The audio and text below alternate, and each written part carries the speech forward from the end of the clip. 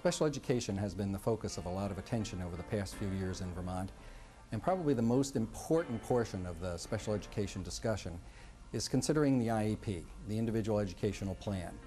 It's here in the development of the IEP that we focus our attention on the needs of the students, discuss the priorities for the year, and talk about what services are required and what supports are needed in order for that student to be successful in school. Last year, the legislature in Act 117 asked the department to work with the University of Vermont to develop a process in order to help families and school districts be more consistent in the development of IEPs. Over the next few minutes, you'll be seeing the process we've developed. Hopefully, by families and school districts using this process together in partnership, we'll be able to develop IEPs that will provide students with disabilities the services they need and use our resources in the most effective way possible. Using an effective decision-making model helps teams make consensus decisions about IEP services. This video provides a brief overview of some key points from the booklet, Guidelines for Making Decisions About IEP Services. The booklet offers information, ideas, or questions that can be used before, during, and after making decisions about IEP services. What comes before decisions about IEP services can have a big impact on whether they will be successful.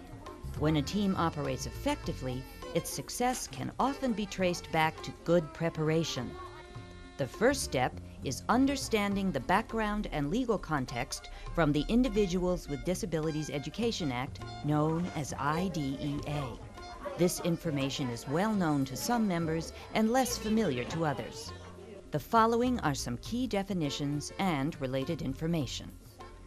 The term special education means specially designed instruction at no cost to parents to meet the unique needs of a child with a disability. Specially designed instruction means adapting content, methodology, or delivery of instruction to meet the unique needs of the child and ensure access to the general curriculum.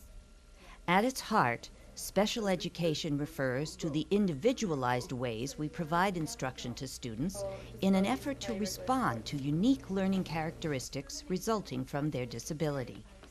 This can take a variety of forms or combinations. Sometimes, individualization means providing changes in the curriculum to account for a student's present level of functioning or special learning needs. Adaptations to the delivery of instruction that allow a student to have access to learning opportunities, or different instructional methods applied to the general education curriculum, or individually determined learning outcomes which extend beyond the general curriculum. The term related services means transportation and such developmental, corrective, and other supportive services as are required to assist a child with a disability to benefit from special education. I think explaining the process to parents and classroom teachers, a lot of classroom teachers may not know the process as well as parents, and I think it's important to explain that process to parents and classroom teachers without a lot of jargon, without a lot of special education technical language, so they understand what's going on. In establishing the basis for IDEA, Congress found over 20 years of research and experience has demonstrated that the education of children with disabilities can be made more effective by strengthening the role of parents and ensuring that families of such children have meaningful opportunities to participate in the education of their children at school and at home. Parents are guaranteed participation in the decision-making process as members of the IEP team, which also includes participants such as the regular education teacher, special educator, related services personnel, and, whenever appropriate, the student with a disability. I think that it's very, very important for parents to be in on the ground floor, so to speak, of the process of educating children with special needs. Information is power, and the more information parents have, the more empowered they feel to be part of that process. Well, I think one of the benefits of going through an organized process is that it gave both Lucy and I a real sense of a partnership in the process of working with the educational system. We never felt we were kind of outside the system looking in. It is important for all team members to be knowledgeable about the students' unique characteristics. They may have an impact on learning, and being familiar with the individually determined components of the student's educational program is also important.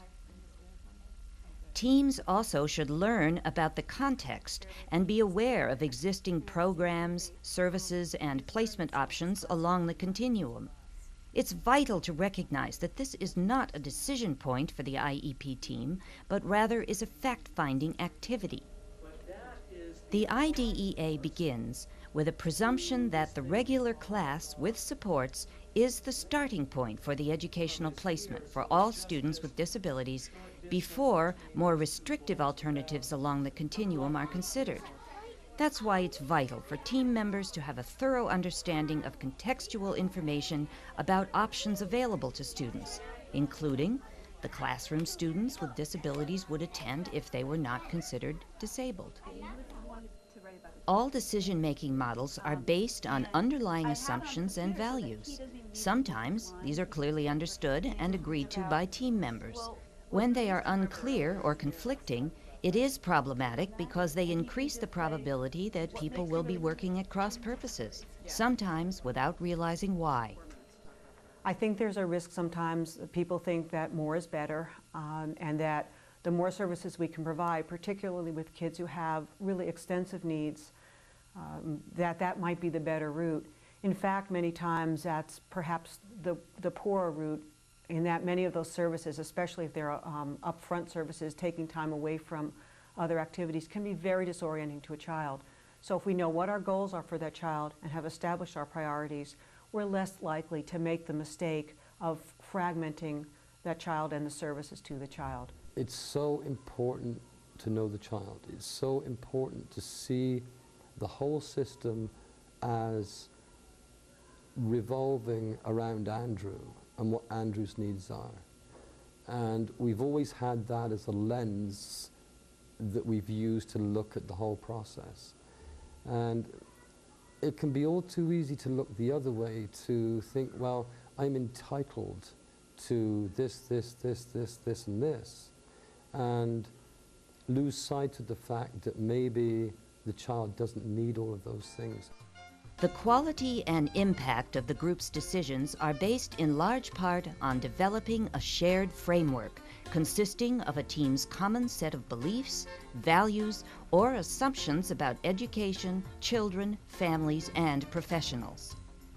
If people are listening to one another, if the professionals understand the family's perspective and what the family really hopes and wishes for their child, and if the parent understands what the expectations are of the school and what professionals are bringing to the table as well, there's a mutual understanding that can occur that will help people to work together on behalf of the child. If you really believe that in collaborative teaming, it starts with talking about what the common goals are for children.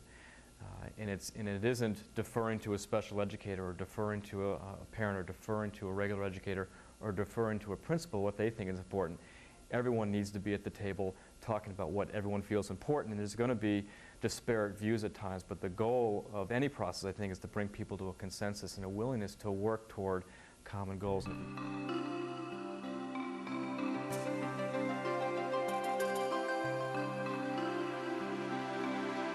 Once the team has prepared itself by addressing the areas included in the before section of this model, they are ready to make IEP services decisions based on the student's needs and educational priorities.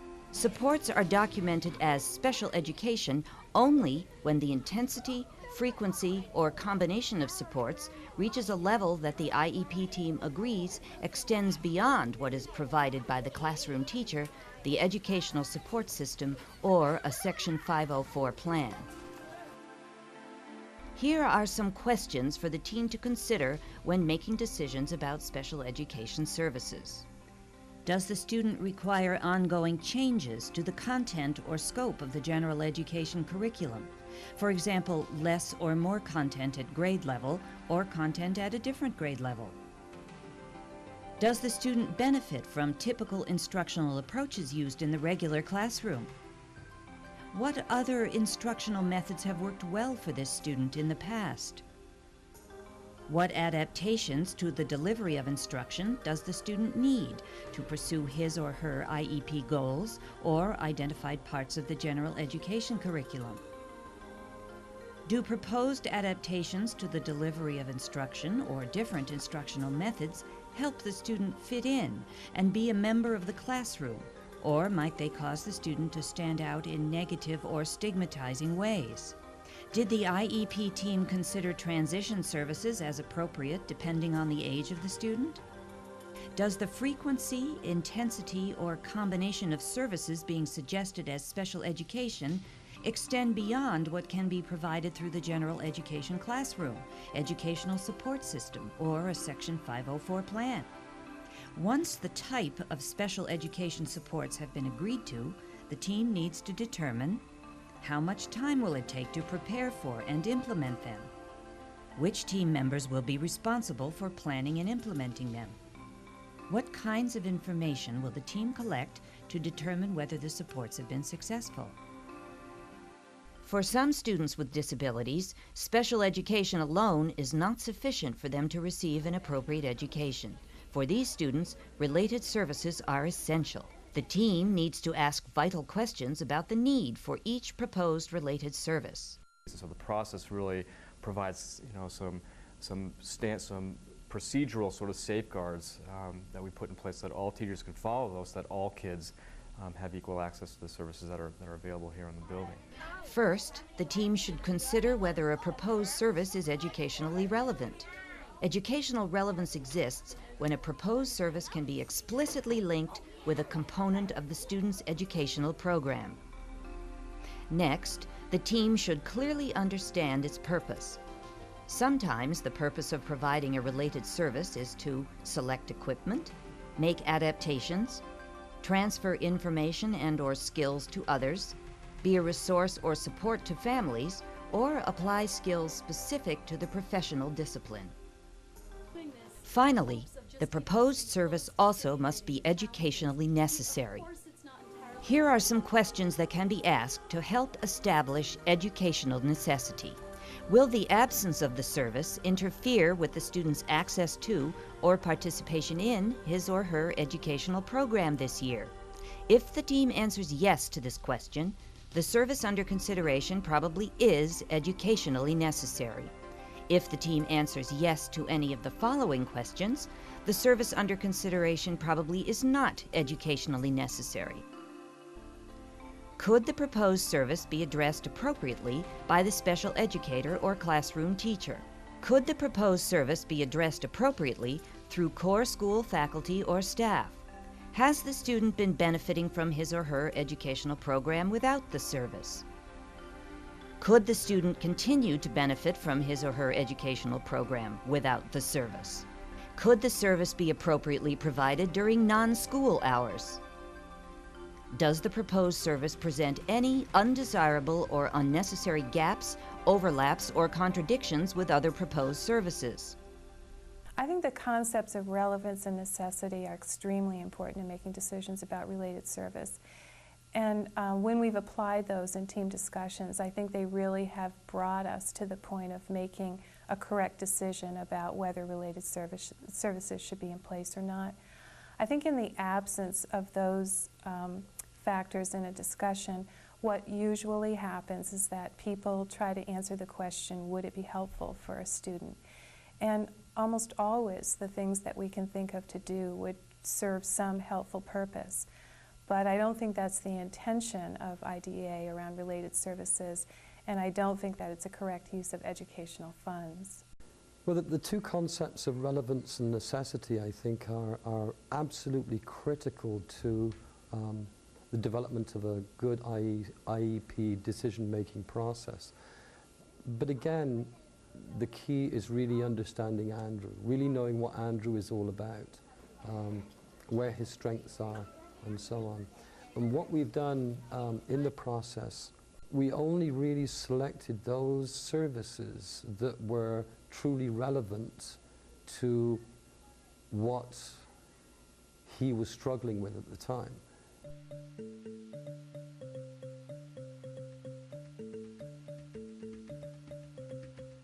Once IEP services decisions have been made, it's time to put the team's plan into action. Having a clear plan should facilitate a smooth transition into implementation and will allow the team to evaluate how things are working.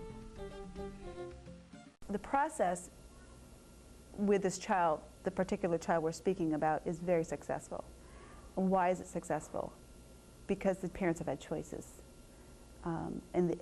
And they've realized and acknowledged those choices, and they've reached out to the resources available. And we've come together and collaborate as a team. The data your team collects can be used in an active way to help your team understand the students' current and future instructional needs. Personally, I've learned so much just about life from being involved in regular education, and I think it's pretty safe to say I have taught my peers a thing or two about what it's like to live under unique circumstances. By now, I hope you've learned a lot about the special education process in Vermont, and I want to tell you that I'm very grateful that you've taken the time to learn more about how we can help all of our children in the state of Vermont. Act 117 and the proposals to increase and enhance our services for special education children and all children in Vermont, and to focus on prevention and early intervention, that's the direction that we all want to take together. I would just ask you to join me in looking at all of our children, regardless of their abilities or perceived disabilities, as if they were our own children. And if we really want to make a difference in Vermont education, to really make Vermont the state of education with the best schools in the world, then we really need to look at all children as if they were our own, and to treat them with the same kind of respect and dignity and high hopes that we have for our own children.